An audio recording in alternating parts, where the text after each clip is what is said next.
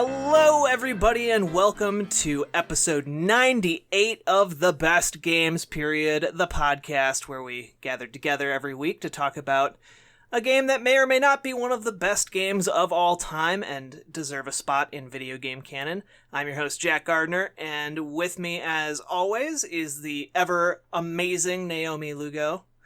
Hello, everyone. Ever amazing as always. Yep. And with us this week, we actually have not one, but two special guests that I believe, Naomi, you let them in here? I did. I mean, the back studio? door was open, and then, I saw them kind of just peeking around the corner. I was like, fine, come on in. As long as it's not deadbolted, we will find a way in. And that's how we find ourselves with the Mega Dads. Hi. Hello. And what is the Mega Dads, you guys? Can you give us an elevator pitch on what you guys do and what you're all about? Go for it, John.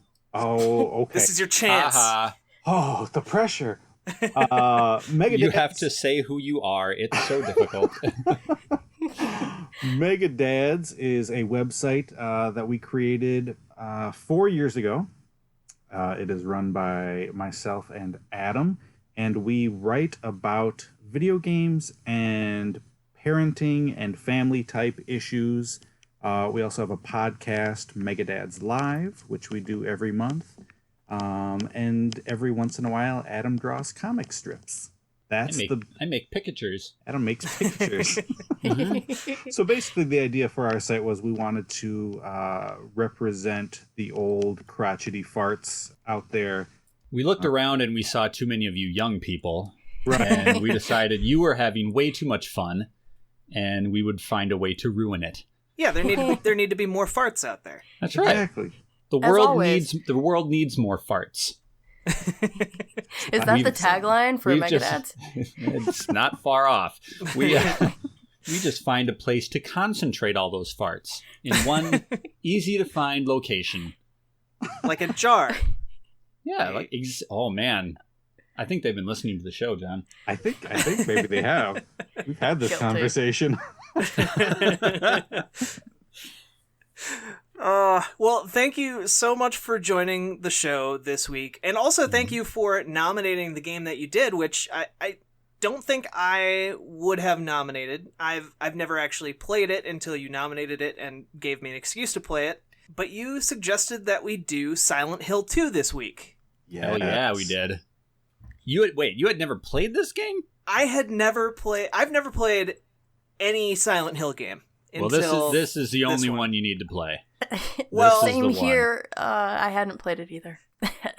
Oh, you children. Yeah. I was just about to say, gosh, I hope they were at least born when this came out. Really old. Yes, I was born by 2000. Okay. Oh. They were born in the Wii U era. Oh, God.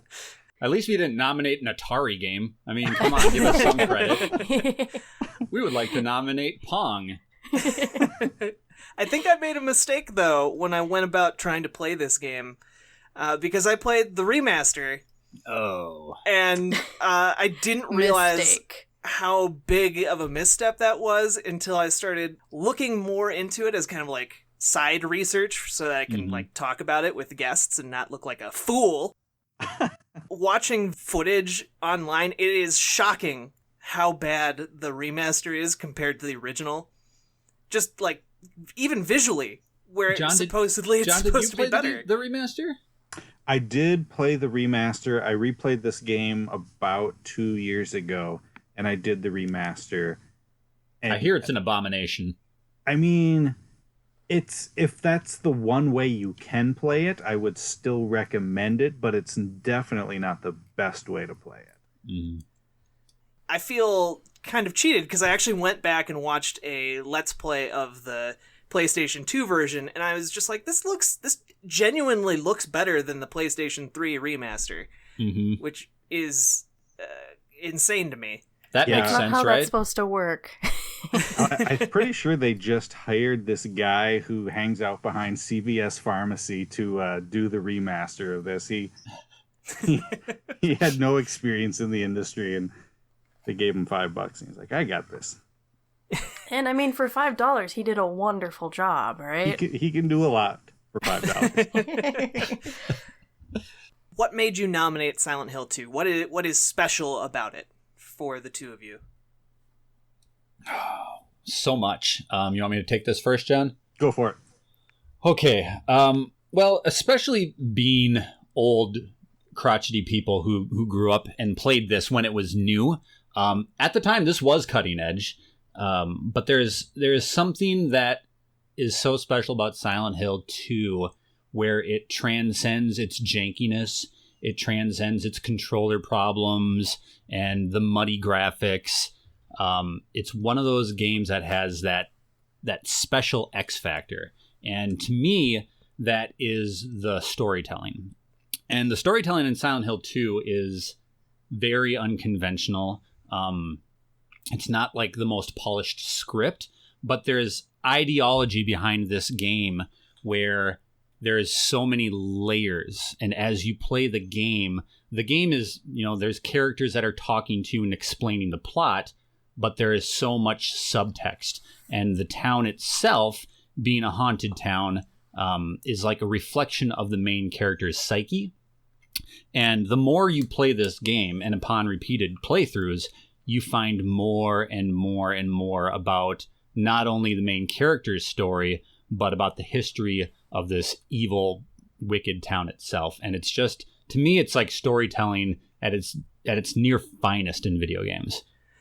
Now, that is actually a question, as someone who has no knowledge of the Silent Hill franchise outside of this one game, I was constantly wondering throughout the entire thing what Silent Hill was. Like, is it supposed to be a real place, or is it the kind of thing where as soon as he sets foot in the town, he is in crazy not real town? Right. Well, I mean, that's kind Alternate of like title for the game right there. Yeah. Crazy wacko place. That's kind of the beauty of Silent Hill, honestly, is while there is an answer to that question, these games are not explicit in giving you answers. So you can look for meaning, and there is meaning to be found. The beauty comes in that there are many different answers to all those questions. So Silent Hill 2 is unique in that it doesn't really have anything to do with the rest of the franchise at all, other than the fact that it takes place in Silent Hill. And the whole basis of Silent Hill is this is a haunted town that calls to people who are lost, who have dark pasts, or they have guilt of something that they've done, and the town itself calls them to it. And once they arrive in Silent Hill, the town transforms into a reflection of whatever evil thing they did. So each Silent Hill chapter, each game is completely different protagonists, different antagonists, and the only thread is the town itself. And everybody who goes to this town experiences something completely different. So, and this is to everyone here. Do you view the town as more of a punishment for people, or is it actively hunting down people who are kind of vulnerable or in a bad spot, just emotionally? It seems like a self-inflicted wound, right? Because everyone is wandering in there themselves. Like James, he knows that his wife is dead, obviously, but he's going there because he's just compelled to. And he gets warnings from another character, don't go in there, shit's crazy. But he still goes in there anyway. So it seems to be like an evil force that draws people in, but they don't necessarily look away, even though they still seem to kind of have the power to. And I don't know if that's a correct analysis of that. Yeah, I would say so. I mean, they definitely have control, but like in James' case, he's drawn there knowing that he needs to atone for what he's done. He's got secrets, he's got dirt in his past, and even though he knows what he's going to is going to be, nothing good is going to happen, but he's drawn there because he feels like he needs to make amends. He needs to pay basically for what he's done. And part of the beauty of this game in particular is that there are so many different ways you can play it, and depending how you interact with the other characters, and depending on how you use James as a conduit, he will feel more remorse, or he will try to atone for what he's done. And depending on how you play the game, ultimately delivers his judgment. Will he find forgiveness, or does he not want to be forgiven? Does he want to go down that black pit and just never return? It's really interesting the way, and you don't really realize it at the time because it's not so obvious as, like a Knights of the Old Republic, where it's like, do I want to take the good path or do I want to take the evil path? It's very slight and subtle choices that you make in the game that dictate whether your version of James is truly sorry for what he did, or if he's just cursed and screwed from the start.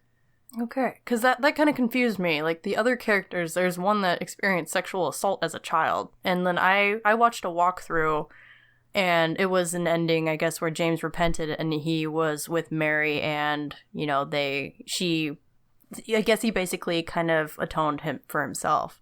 So I was kind of confused. I didn't see all of the fragments of her story, but it didn't seem like she deserved any punishment. And then with that ending, it seemed like it wasn't like a hell. It was more of just kind of a really therapy session. Yeah.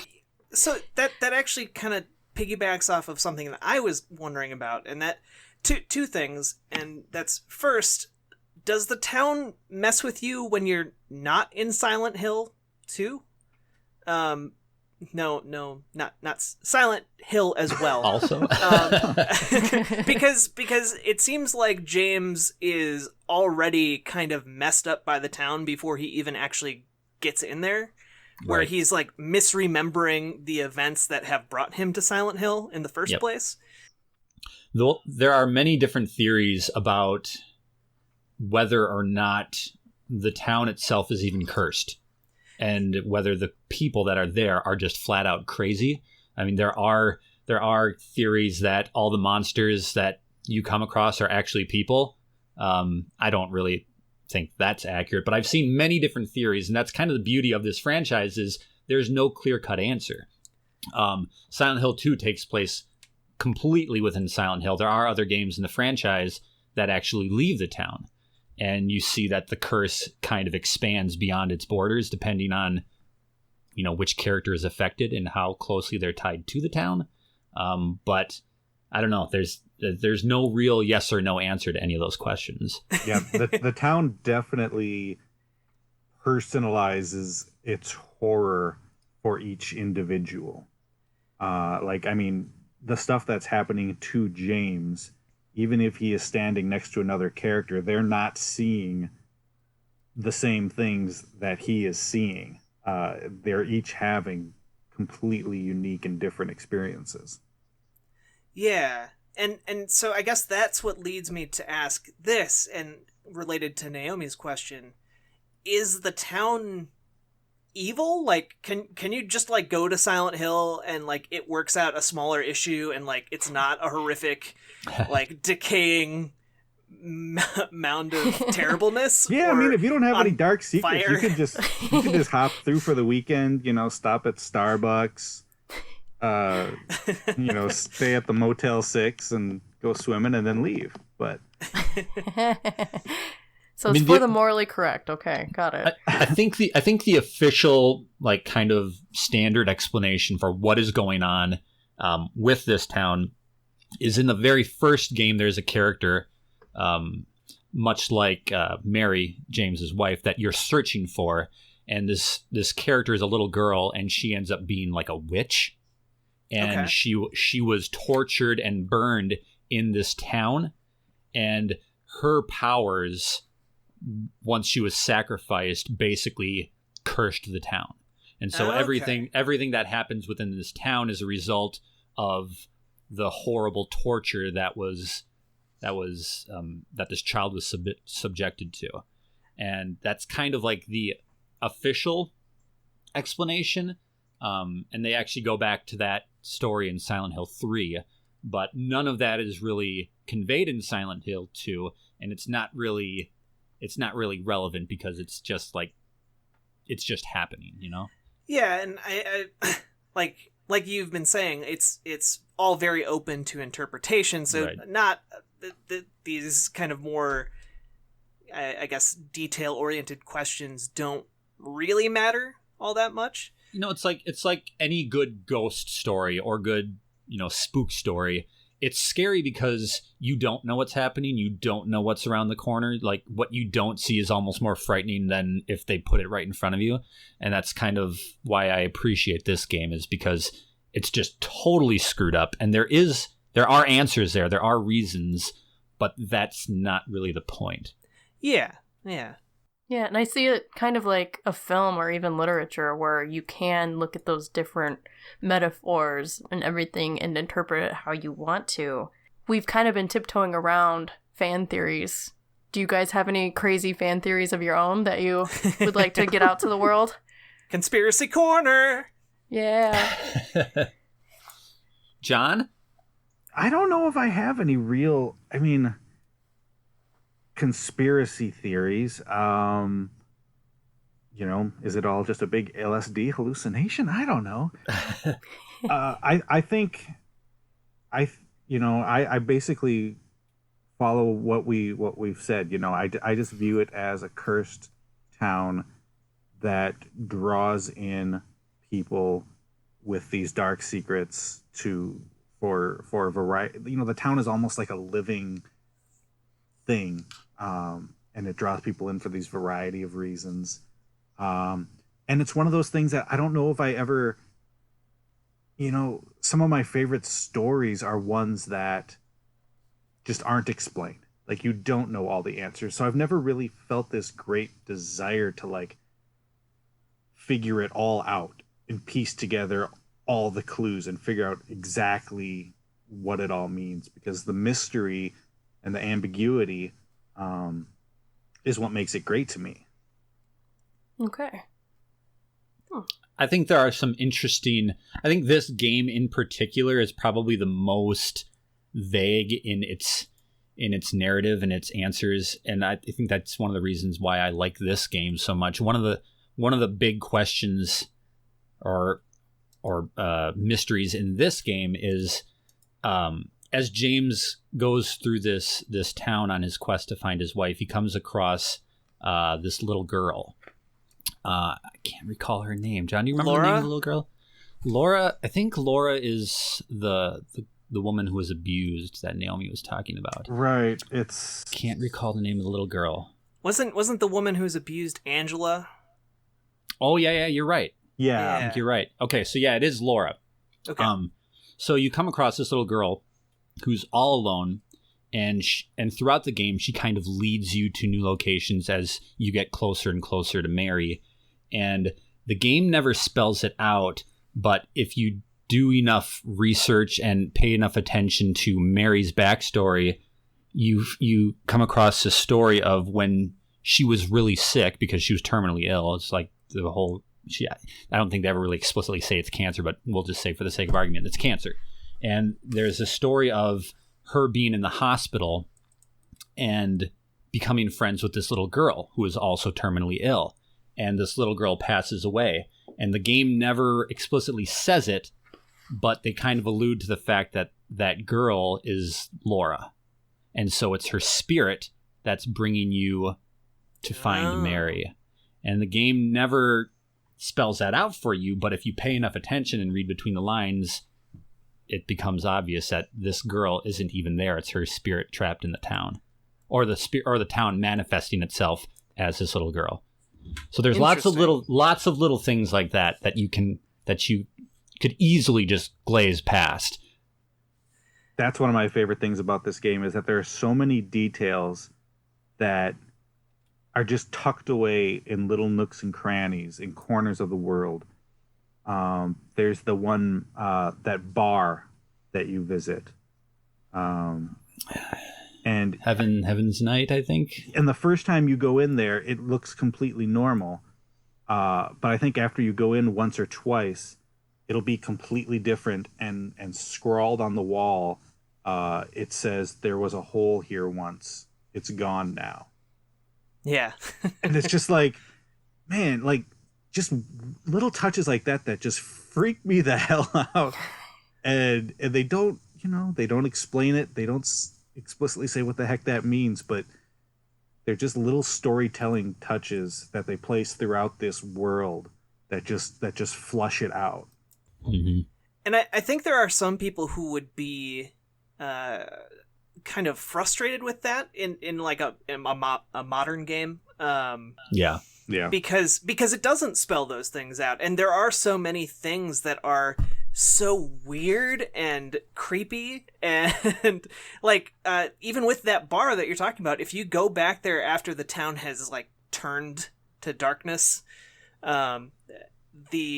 you find an entire long screed that's specifically addressed to James, right, written on the wall next to the whole message. I'm pretty sure it says, if you want to see your wife so badly, why don't you just kill yourself? Yeah, basically. Which is like, oh, that's pleasant.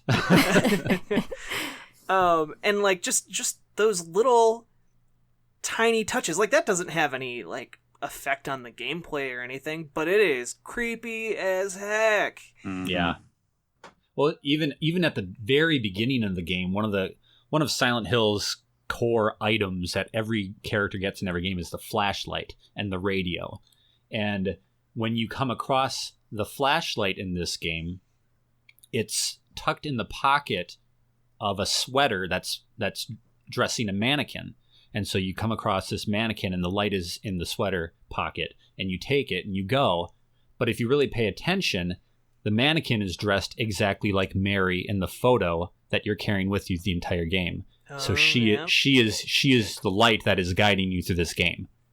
And so it's just one of those things where it's like, that's brilliant that the mannequin is dressed exactly like the photo of your wife. It's just, I don't know. I think that's just absolutely brilliant. Yeah. So does anyone want to take a crack at laying out what Silent Hill 2, like what is the, if you were pitching this to someone, like what is the basic concept of Silent Hill 2? Because I feel like we kind of glazed over that a little bit. The story wise, like the plot synopsis, like Silent Hill 2 for dummies. Okay, yeah. Go for it, John. Silent Hill is the story of James Sunderland, who, like we said, is a man whose wife had passed away, I think 3 years before the game takes place. He receives a letter from her saying, I'm waiting for you in our special place in Silent Hill. So he comes to this town to get answers, to find her, and to see if she's really still out there or what's going on. And along the way, you meet a cast of just really screwed up, wild characters. There's Eddie, who is this twisted, disgusting guy who likes to torture animals. There's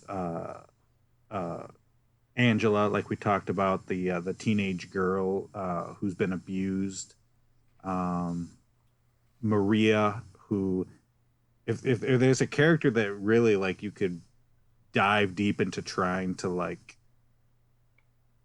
find out what the meaning is behind the character, it's Maria, who basically is a spitting image of your wife Mary, and then the little girl, and you make your way through this town, interacting with these characters, encountering these monsters, these demons who are all manifestations of James' inner demons. And you fight your way through them to finally come face to face with your wife. Hopefully. Bum, bum, bum. It really helps if you smoke a lot of drugs before you play, too. I'm not gonna lie. Yeah. I mean, we'll probably at some point in this podcast get to spoiler territory if we haven't spoiled some things already. So just go play Silent Hill 2, preferably the actual PS2 version of it, and come back and listen listen to our chat. I'm sure you'll get a little bit more out of it that way.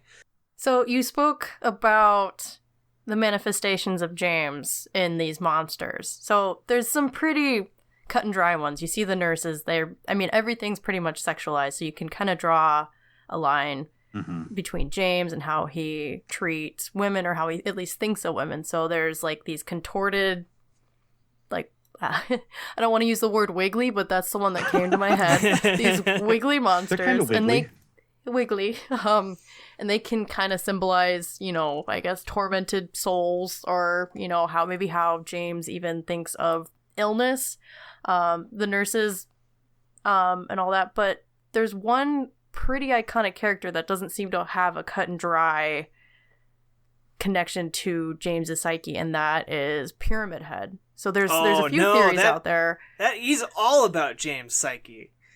Well, I mean, like, I don't know. I was doing a lot of research into what Pyramid Head means, and I guess there's a lot of different ways to interpret him. He can be the Punisher. He can be James wanting to punish himself. I was just wondering how you guys interpret Pyramid Head. Pyramid Head is probably the definitive clue that Silent Hill is in fact haunted, because while he is clearly there to inflict justice upon James, he is a character from Silent Hill history. You come across the Silent Hill Historical Society in this game, and it becomes apparent that he is a character who was an executioner well in the past in Silent Hill's history. And throughout this game, Pyramid Head returns not only to chase you down and scare the living shit out of you, but Maria, as John explained, is like Mary's doppelganger. And throughout the game, you're leading her along, you're trying to save her, and Pyramid Head repeatedly finds the two, spoilers, by the way, repeatedly hunts you down and kills Maria time after time after time. And she keeps coming back, but he keeps killing her as a reminder to James of what really happened with his wife. So while he is there as a reflection of James's guilt, he's also very much a part of Silent Hill itself. Okay, yeah, because he seemed to be the most solid of the characters, and that kind of makes sense that he's actually a part of the lore of the town. Okay, got it. And he was very misused in the Silent Hill movie. Let's not talk about those. Very misused. I mean, do they even really connect to the game anymore? They kind of feel like the Resident Evil movies. So yeah, we don't talk about that. Yeah. The one positive thing I can say about the movies, maybe the only positive thing I can say about the movies, is that they used the same music composer. And the music in Silent Hill 2, for me, was just critical to how I felt about that game. It was such an oppressively depressing industrial sound that was as much a part of how, responsible for the emotions that I was feeling as the visuals or the storytelling. The music was probably one of my favorite game soundtracks of all time. Just a lot of soundscapes, not necessarily songs, but just like beautiful soundscapes. And they use that in the movie. So that's the one thing I will give the movie credit for, is that they recognized how brilliant the music is. Yeah, and it's interesting that you mentioned them being more soundscapes, and the way the music interacts with the environment I found very, very powerful, because the music is like, you could not ask for a better soundtrack for scenes that are kind of reveling in their rot, I guess, like their decay. It's beautiful decay. Yeah. That's kind of the aesthetic of Silent Hill. I have a note in front of me that says tetanus chic. So that's what I got from this. That is perfect. Because everything doesn't look quite slimy, but it definitely looks like you don't want to touch it. Right, you definitely want a pack of wet wipes with you Yeah. when you go. That's in the care kit when you travel to town. Yeah. And that's another great thing about the design of the town itself. Is like, obviously when things switch to the dark side and the walls start dripping blood, before all that stuff happens, the town is designed in such a way where it's like, this looks really off, but not necessarily like overtly wrong. There's tarps everywhere, chain link fences where there probably shouldn't be. It looks almost like half intentionally closed off. I mean, and obviously there's the fact that it's completely abandoned, but that's kind of like, it just plays into the entire game's undertone of just like, man, something's just not right here, and I can't quite put my finger on it. Yeah. That's 100% it. And that was kind of why I thought maybe the entire game was just taking place in James' head, because of all of those little things that weren't quite adding up. And then eventually you get to Dark Silent Hill, and even the basic spatial geometry of things stops making sense. Right, yep. Oh, it's just brilliant the way, like, it's a descent into madness. Like, you arrive in the town and it's just, it's foggy and it's deserted. And then, as you go further and further, you're walking down endless stairways. You're jumping through graves that are in basements, and then somehow you end up in like a hospital. And it's just like, it just makes less and less sense, but yet in kind of like a brilliant way. And it just feeds into the fact that James is completely disturbed. Oh yeah. This game seems to me like 100% a dreamscape, or I guess a nightmarescape. Like, there's just so many elements to it, like, that just don't make sense. Like, you're just a guy who wandered into a town that just turned into hell, basically. Right. So that's what I interpreted from it. Like, it's not a hard case for me. Like, I'm open to the ideas that, like, Silent Hill does exist, but it just seems so at least contrived from dreams. Mm-hmm. Well, it even operates in a dreamlike way. Like, James could leave at any time. There aren't a ton of obstacles preventing him from just leaving the town, but he doesn't. Like, he came there to do a thing, and he's going to do it. Yeah, he has no desire to just walk away at any point. Yeah, he has dream logic for sure. Like, Maria dies multiple times, like you said, but after she's like, oh, I'm fine, he's like, okay, let's keep going. It's like, okay, we're fine here. And that would be one of my gripes with this game. And I know this is not entirely the developer's fault, but James's voice actor, he was so calm and just so collected the whole time. And it was hard to compare him to all the other characters because they did an excellent job, at least for the tone that they wanted to reach. John and I have talked about that quite often, in the fact that he sounds drunk or half asleep. Yeah. And in any other game, that would be extremely jarring. But since everything in this game is not operating on the same level as anything else, I find that kind of endearing. Okay. Yeah, that's kind of the camp I fall into too, because it's like you were saying, it's that dream logic. Like, he sounds like he's hypnotized. Yeah. He's never quite shocked with what's going on, even though he should be. Yeah. And he talks to people so calmly when they just were chased by a giant drape wearing, lunatic carrying a giant axe behind him, and yet he's like, just kind of like, okay, that's fine. And there's something so intoxicating about that. It's hard to describe. I mean, if Silent Hill is supposed to be kind of the externalization of him, then it makes sense for him to be like the calm figure at the center of all of this insanity, Yeah. Either that or we're just coming up with really elaborate excuses for shitty voice acting. We just really want to give him credit for that job. Yeah. We're apologists. Well, so one of the things I got from this game, I mean, obviously the developers want to immerse the players and have them make their mark within the game, since they have so many different endings that are revolving around very minute choices, like how often you recharge your health or whatnot. So what do you guys think about the game being kind of like a psychological test for people? like where you can kind of see the kind of person you are, or at least reveal the kind of player you are through your actions as James. The most elaborate BuzzFeed quiz. Yeah, my first playthrough, I got the suicide ending, so I hope it's not a reflection on who I am, because that's depressing.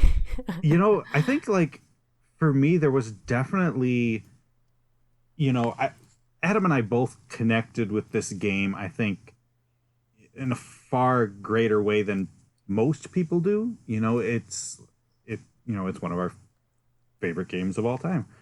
And part of that is definitely, I think, when it came out. As far as of the when in our lives, what we were going through. It was 17 years ago. Came out in 2001.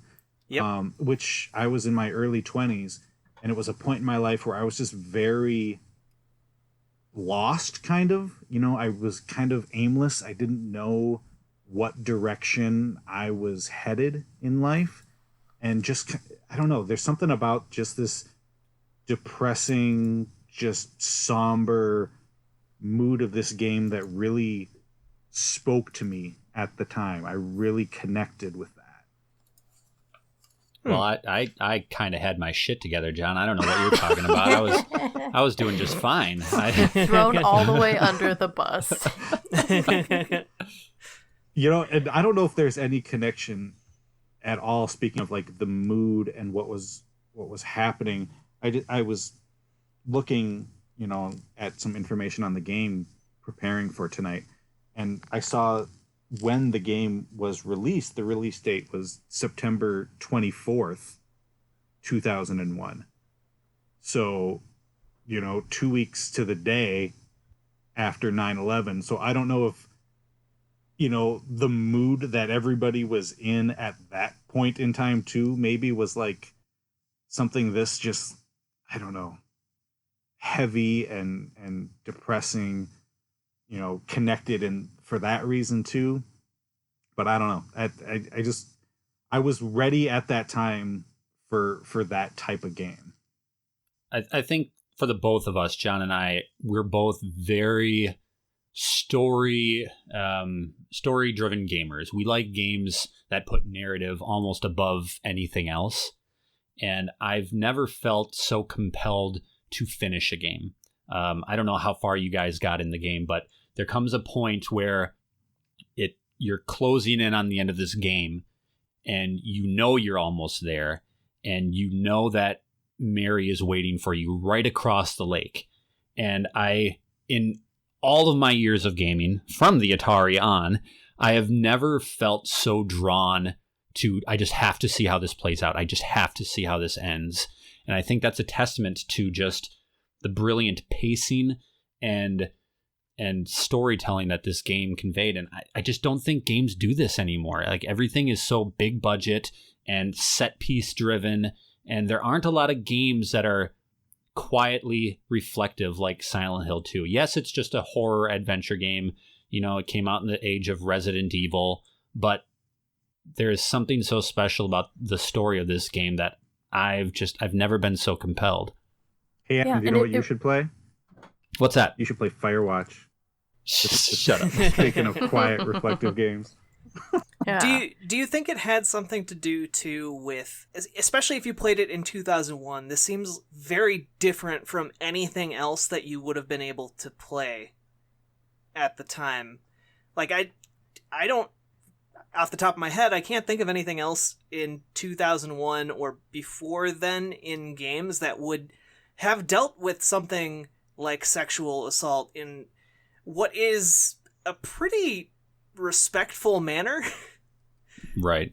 I mean, it was very much still an experimental point in game history. Whereas now, of course, we have games like The Last of Us, but it's not uncommon to have a game that heavy and that dramatic. Silent Hill 2 came out in a time where, there wasn't a lot like this.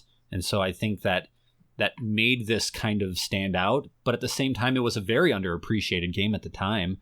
There aren't a lot of people that talk about this game other than the people like us who, very much felt a deep love for it. But I mean, shit, what was it, like Mr. Mosquito and Katamari Damacy were like your other options on PlayStation 2? I mean, Donkey Kong Country can get pretty heavy, but not quite like this. Also, I can only imagine the technological leap that happened like around the turn of the millennium was crazy. Like 1998, you had Ocarina of Time come out. 2001, Ocarina. 3 years later, you have this, and you have motion capture cutscenes going on, and all that crazy tech that comes out looking amazing, and you have that combined with this very well thought out and organized story. And whatever you think of Silent Hill 2, and all of its insanity, it is very deliberate, and I think that's something that separates it from a lot of other games. It has a vision, an unflinching vision that it sticks to, and it is committed to. That it was completely unlike anything that I'd ever played before. I mean, is there a game that you guys can think of that? Well, I mean, I know there's some examples of it, but I'm kind of struggling to come up with them that kind of relies on the player to find the story as much as this game does. Right. Like, there was a lot of bringing up Mass Effect. Like, yeah, there's choices in that game, but it's pretty much, are you the bad guy or are you the good guy? Like, choices now seem to be very cut and dry. And I think we've kind of shifted away from just these subtle ways to shift the game's narrative. And I can't really think of a game that has done it at least as successfully as Silent Hill 2 has. I mean, I think that's kind of like, it kind of speaks to how this game either landed with a person or it didn't, because the developers very much put their trust in the player. You're either going to find what we're trying to tell you or you're not. And I think if a person just plays through this from A to B and doesn't really stop to think about, the nuance of it, yeah, you're probably going to think this is like a 7 out of 10. But if you really take the time to understand what's being told here, you're going to find something ridiculously special. For me, I think the closest that would be, and Adam's going to laugh now because I just brought it up, is Firewatch. And oh, geez, here we go. Here we go. If you ever want to do an episode on Firewatch, man, I will talk about some Firewatch. But that game, when you got to it's a game about looking at your compass like 45 times. What you get out of that. Hey, and there's trees. There's trees. There's a turtle. Did you find the turtle, Adam? Didn't find the turtle because I was lost in the goddamn woods the whole time. But is there a fire at some point? There is. And okay. You watch it. It sounds like a perfect game to me. Watch the crap out of that fire. But no, like what you get at the end of that game is completely dependent on how the relationship you build with this other character throughout the game, and the way you speak to them. Like, there's dialogue choices, but they're not like, the choices that you have aren't like act like a jerk or be nice or do this thing or this thing, but like, speak kind of flirtatiously or be a little bit cold. And the way that relationship evolves over the game completely like makes the game by the end. That's the closest I could maybe come up to compare, even though thematically those games couldn't be farther apart. I mean, that's kind of the same thing with Maria, though. The more you choose to interact with Maria in this game, right, ends up dictating how James ultimately felt about his wife, and whether he loved her while she was sick, or whether he just prioritized his own selfish sexual desires. I mean, that's what Maria is there for, is because the sicker Mary got, the less appealing she was as a woman, a sexual object to James. And his guilt about wanting that still, even after she was sick and bedridden, manifests in Maria, this scantily clad woman who looks exactly like his wife, who treats him exactly the way he wanted to be treated, but couldn't be. So, I mean, the more you interact with Maria is kind of like Firewatch. I mean, you can either ignore her and walk ahead, or you can slow down every time she gets sick. I mean, it's the game is keeping track of how you really feel about Maria throughout the whole thing. Mm-hmm. Yeah. And in Firewatch, isn't his wife sick? Like his wife has not amnesia, like dementia or something? MS or something like that, yeah. Okay. Yeah, so I mean there are definitely parallels to be had there. And are there multiple endings in Firewatch? There aren't, but I think just how much it affects you depends on the way you choose to interact with Delilah in the game. Okay. The one game that I can think of that was seems, this is gonna sound, people are gonna roll their eyes when I say this, but Dark Souls 3. And I say that because there are a lot of little details throughout the world that you can pay attention to or not, and if you ignore them, you still get the experience of having played Dark Souls 3. But if you really pay attention, you start getting more out of the world and understanding it more. Mm-hmm. And there seems to be a little bit of a parallel there, but also there are choices you can make that affect the ending of Dark Souls, and those choices are not made apparent to you, and they're really only discovered if you are paying attention to all these background things and really investing yourself into the world.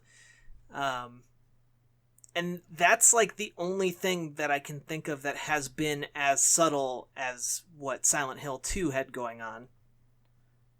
I love that kind of stuff. Making the story into a puzzle, sort of. Just not feeling the need to like just spell it all out. Here is our story from A to B to C to D, but just rewarding players who are looking deeper. You can still get what you want at that surface level, but if you invest deeper, it can be so much more rewarding. Ask some dang questions. Yeah, man.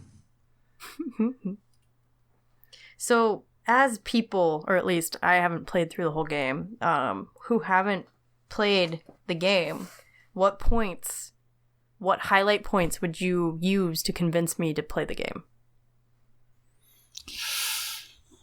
Ooh. No pressure. Jeez. I mean, atmosphere. It's atmosphere, it's storytelling. I mean, obviously, like, the gameplay is very archaic. Like, the controls suck, let's be clear. This is tank, and like, yeah, it's you have to be willing to invest some time and some patience, but the atmosphere, rewiring my brain. Yeah, I mean, I really think this is a game that everybody should play, and whether you like it or not, that's fine. But there is so much here. I've played through the game 4 times, and every time I play, I find something different. I don't know. It's just masterful. Like, they've crafted this world that is just begging for you to peel back the layers. If I had to sell the game on just one thing, it would be probably the most authentic vomiting scene I've ever heard. And then you stick your hand in it. Yeah. That was just yucky. That's a collectible. Boop. Mm-hmm. Apparently that was supposed to be much worse. Oh. Like the scene was that vomiting scene was supposed to be much more graphic and terrible, but there was a power outage and they lost a lot of the animation work that had gone into it, and they took that as a sign that they had gone too far and they toned it down. Even the vomiting was cursed. I don't know. I think everybody has that game, that one game that speaks to them differently than everybody else. But like years and years after you've put it back on the shelf, your brain just keeps going back there. And for whatever reason, this game is that for both me and John. We recently over on Megadads completed our 50 greatest games of all time, and this was without a doubt, in the running for the top spot. And I don't know, it's one of those games that I just want to push on everybody. I just want everybody to experience it and then talk to me about it. Okay. So what we do on this podcast when we remember to is we like to read negative reviews from Metacritic. And I have one from someone who has the best username ever, and that is Mike. By the way, a listener suggested, I believe Joe suggested that we call it Contrarian Corner. And I like that better. I like that better than anything we've come up with so far. Better than unnamed section of unnamed show segment. Yes. Jerks who are wrong. Yeah, who's this jackass? Mike, you said? Mike. All right, I'm going to find this Mike. There's probably only one of those. Mike. So this review was written on January 20th, 2002. And so Mike says, "This was the worst game that I've ever played. When I read good reviews about this game, I wonder if the other reviewers actually played Silent Hill 2. Coming off of Metal Gear Solid 2, I was incredibly disappointed. Incredibly is misspelled, by the way. Can someone even explain to me what created the monsters in Silent Hill 2? If you are playing it, just run from the monsters because it is not even worth killing them. I could not stand the graphics. If a chair was in front of a door, you could not open it. In real life, you would move the chair. If you swing..." You just broke my opinion. I mean, Pack it up, he's folks. masterful, this Mike. It's a trump card. You know it's bad when a Metal Gear fan is like, I don't get it. Could somebody explain this to me? That's why I chose this review. So if you swing with the pipe instead of hitting the wall, it goes right through it. Walking down the street at night, all you could see was the yellow lines on the road. How could anyone call that good graphics? Anyone who thought this game was good, go play Metal Gear Solid 2. No comparison, not even a little. Silent Hill 2 is the absolute worst. Graphics stink. Control of the character stinks. I still don't understand the story after finishing the game. I'm surprised that person finished the game. I mean, he's not wrong. He had to prove that it was worse than Metal Gear. It is no Metal Gear 2. He's right about that. Silent Hill 2 has one of the best ending monologues that I've ever heard in a video game. Yeah. I really, like, genuinely, I think it is amazing, especially after you go through the entire game and you finally have this full context. It's very cathartic. Yeah. It probably has my favorite ending in just the sense that once you get there, like, you really don't know, with everything you've gone through, you have no idea what's going to be behind that door. And once you go through it, what is actually there waiting for you was, it was just jaw-dropping. Yeah. Well, and speaking of stuff behind doors, that we might not expect, we have to talk about the dog ending, right? That is mandatory viewing for every single human being on the planet. If you are having a bad day, just Google that. Google Silent Hill 2 dog ending. You don't need context. Good old Japanese development. Yeah, I just rewatched it. I'm so glad you guys nominated this game just so I could have the excuse to rewatch that ending. And for those who don't know about this fabulous ending, you unlock this ending after you get all of the other endings, I believe. So it's like a reward. Yeah. So James walks through a door, and there's an adorable little Shiba, like, balancing on a chair, on a stool, pulling levers and whimpering, and he says something like, "So it was you this whole time?" And then the dog comes up to you and licks your face. It's like, "Oh, it's fine." And then an amazingly composed song of barking comes on afterwards with some random photos. And there's one point where, like, James is walking down the street and they make his character like headbang a little. So yeah, that's best. That makes it a best game period for me.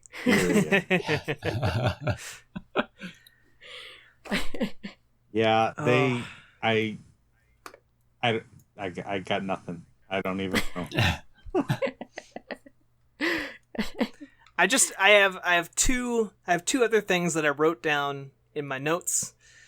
And the first thing is just like as a random fact, there is, back in the day, before there was downloadable content, you would get different versions of games that would have different pieces, like the Xbox version of Silent Hill 2 would have like a little extra mini campaign in it, or something, and then that would be included in the PlayStation 2 Greatest Hits version of the game, and so you'd have all these different versions floating around.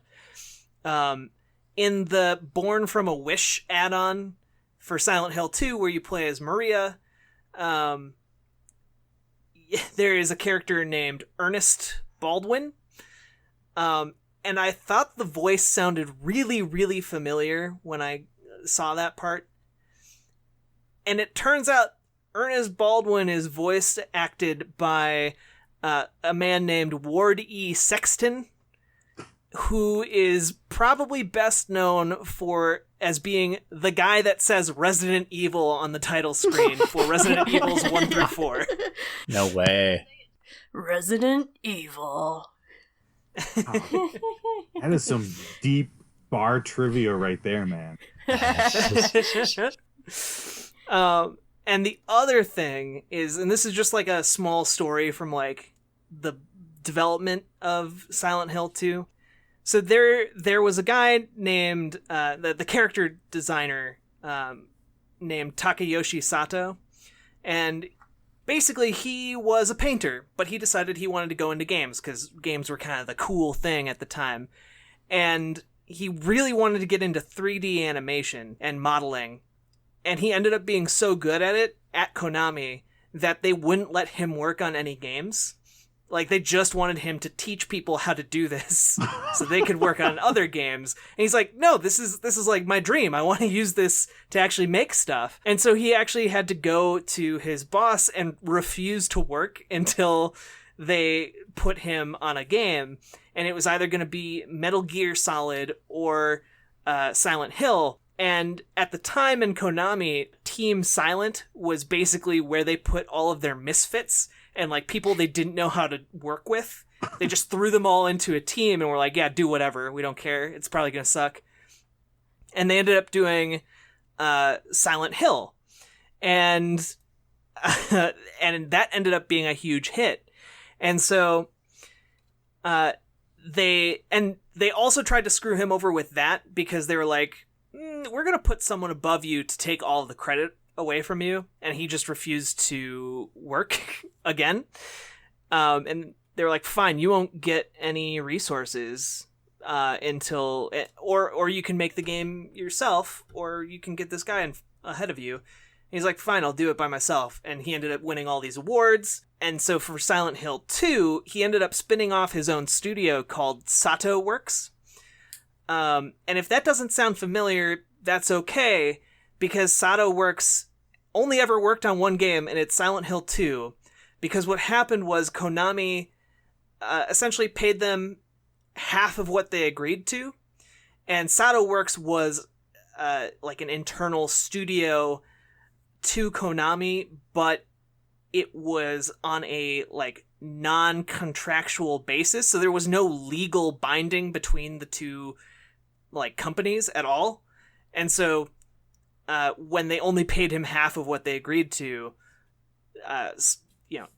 Takayoshi Sato couldn't do anything about it, and so the studio shuttered. And that's why that company has only ever made one game, and that was Silent Hill 2.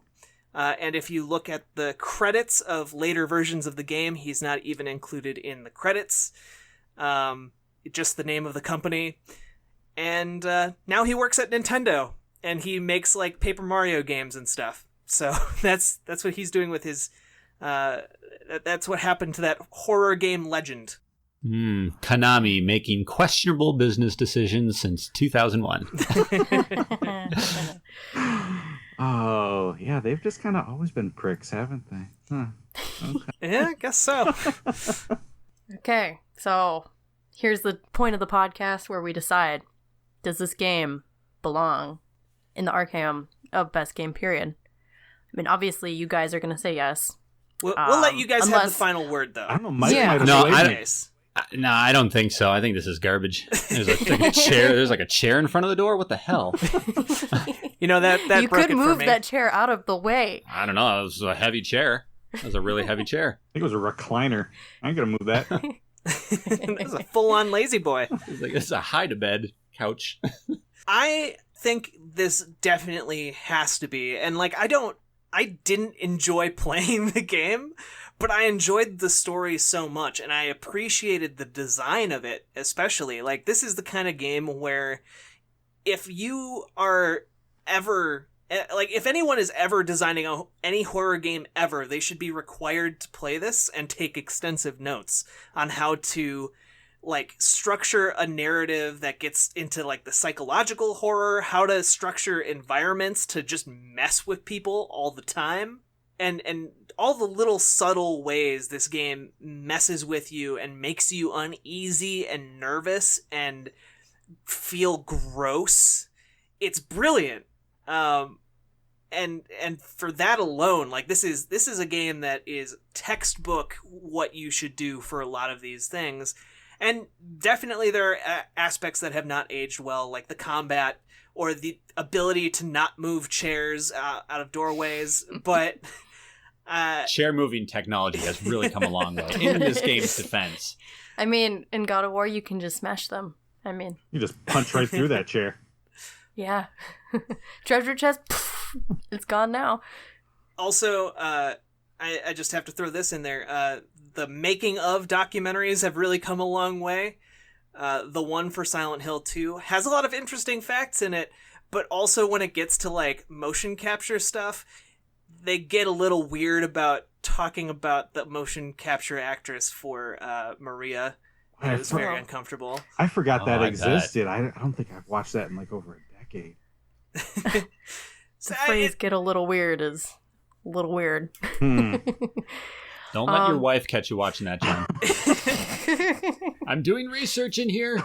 It was just Turn the light back off. It's just very weird watching someone in, like, sweatpants and, like, a motion capture suit being, like, described by a narrator as, like, these super seductive moves that any red-blooded man can appreciate. I was just like, oh god, why? You haven't seen Adam and I on a Saturday night, then.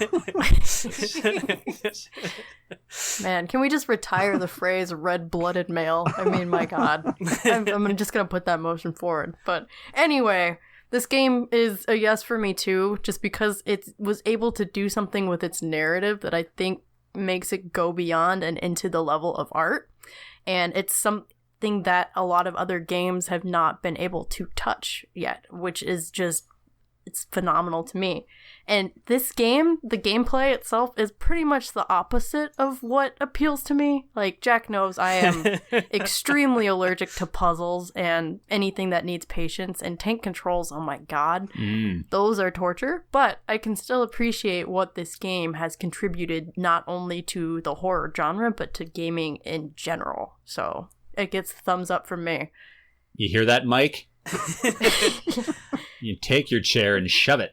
I would also say, if you're gonna go in and play this, give it a few hours to get into it, because it starts slow. But it's well, I mean, you're burn. like walking for an hour at least in this game, like walking or moving just in one direction for like an hour, something like that. So yeah, it's gonna take a while. Let it simmer. It's a really big hill in Silent Hill.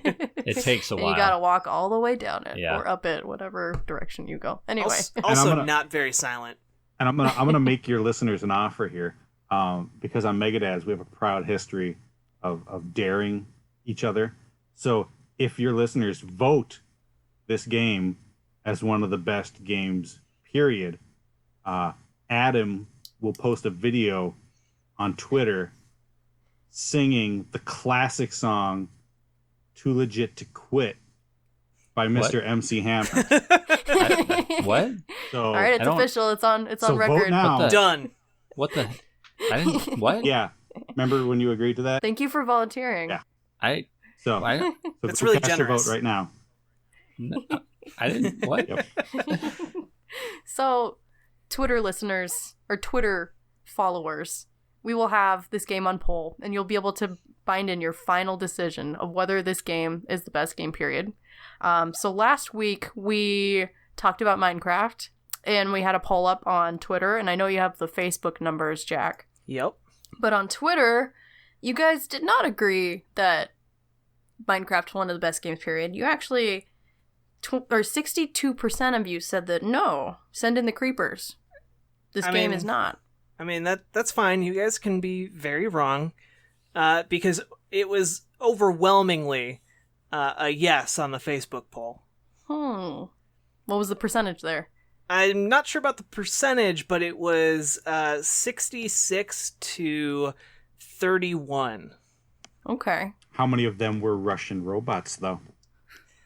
We will not disclose that information at this time. So, I mean, there have been rigged polls in the past, right, Naomi?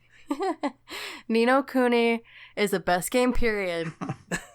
100%, okay? Uh-huh. You just ran a poll for an hour at 4 o'clock in the morning. Yeah, whatever. Yeah, 100% agreed that Ni no Kuni was the best game, period. Seems legit. All right. Yeah. Too legit, you might say. God, you son of a... All right. So, you heard him there. Do you listeners have any last words for Silent Hill 2, Megadads? I'm just kind of like upset that I got to sing this song now. I don't know. I don't know what's now happening. You want to talk down the game, right? I think I'm on Mike's side. I don't know. How upset are you? Are you going to be taking a trip to Silent Hill? Yeah, that's like I'm going to be going to Silent Hill and it's going to be nothing but monsters in parachute pants with fades. Wiggly monsters. And I won't be able to hurt them because Hammer can't hurt them. And I think I've taken this joke as far as it can go, John. What do you have to say? I would just say that if anybody is a fan of story-heavy games and psychological horror in particular, I would heavily recommend this game.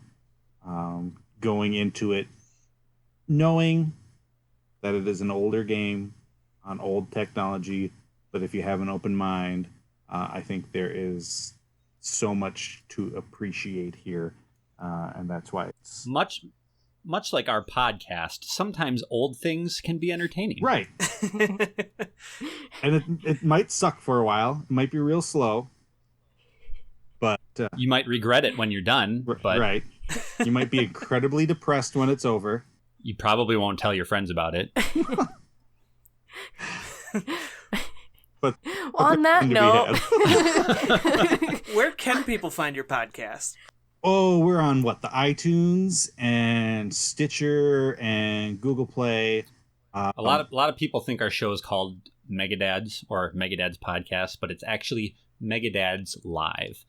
Or the okay. And we're not a live show, so that's why people get confused. It's in no way live. But if you go to megadads.org, that's where you can find all the episodes plus all of our incoherent ramblings about our kids pooping on us and video games and stuff like that. Sold. You said ramblings of kids pooping on you. Is that something that happens a lot? Oh my gosh. You have no idea. Sounds like I don't want to know. I'm actually covered in poop right now. I'd like to go wash up. Are we done? I was actually, for real, you're a trooper, semi-covered in vomit last night. So, yeah, parenthood is a real hoot.